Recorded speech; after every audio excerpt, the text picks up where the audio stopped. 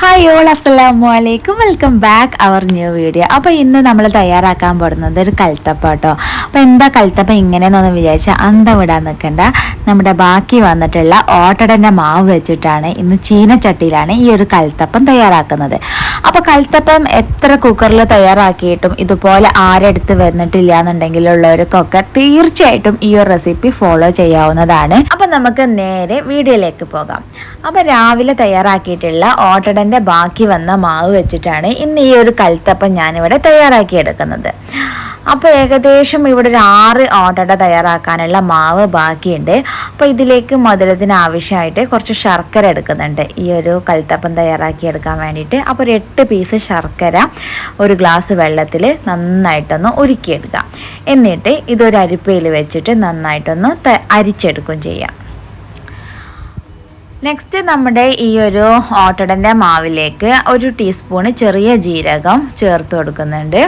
അതുപോലെ തന്നെ നമ്മൾ അരിച്ചു മാറ്റി വെച്ചിട്ടുള്ള ഈ ഒരു ശർക്കര പാനിയും കൂടി നന്നായിട്ട് ചേർത്ത് കൊടുക്കുക. അപ്പോൾ ശർക്കര പാനി ചേർത്ത് കൊടുക്കുന്ന സമയത്ത് ഈ മാവ് നന്നായിട്ടൊന്ന് മിക്സ് ചെയ്തെടുക്കണം. കട്ടകളൊന്നും ഇല്ലാതെ തന്നെ നല്ല നീറ്റായിട്ട് തന്നെ മിക്സ് ചെയ്തെടുക്കുക. ഇനി ഈ ഒരു മാവിലേക്ക് ഒരു 1/2 ടീസ്പൂൺ ബേക്കിംഗ് സോഡ, അതായത് അപ്പക്കാരം ചേർത്ത് കൊടുക്കുന്നുണ്ട്. ഇതിലേക്ക് ഒരു 4 ഏലക്ക കുത്തിയതും കൂടി ചേർത്ത് കൊടുക്കുക. എന്നിട്ട് നമ്മുടെ ഈ ഒരു അപ്പം നമ്മൾ തയ്യാറാക്കിയെടുക്കുന്നത് അടുപ്പത്ത് വെച്ചിട്ടാണ് കേട്ടോ. അപ്പോൾ ഒരു അടുപ്പത്ത് ചെറിയ കണലിൽ വെച്ചിട്ടാണ് ഈ ഒരു കൽത്തപ്പം ചീനച്ചട്ടിയിൽ തയ്യാറാക്കിയെടുക്കുന്നത്.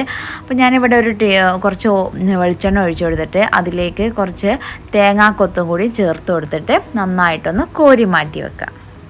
അപ്പോൾ ഏകദേശം ഈ ഒരു ഗോൾഡൻ ബ്രൗൺ കളറായിട്ട് ഈ ഒരു തേങ്ങാക്കൊത്ത് കോരി മാറ്റി വെക്കുന്നുണ്ട്.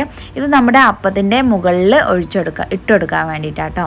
അപ്പോൾ നന്നായിട്ട് ചൂടായിട്ട് വന്നിട്ടുള്ള ഈ ചീനച്ചട്ടിയിലേക്ക് ഒരു 2 കയ്യിൽ മാവ് ഒഴിച്ചു കൊടുക്കുന്നുണ്ട്.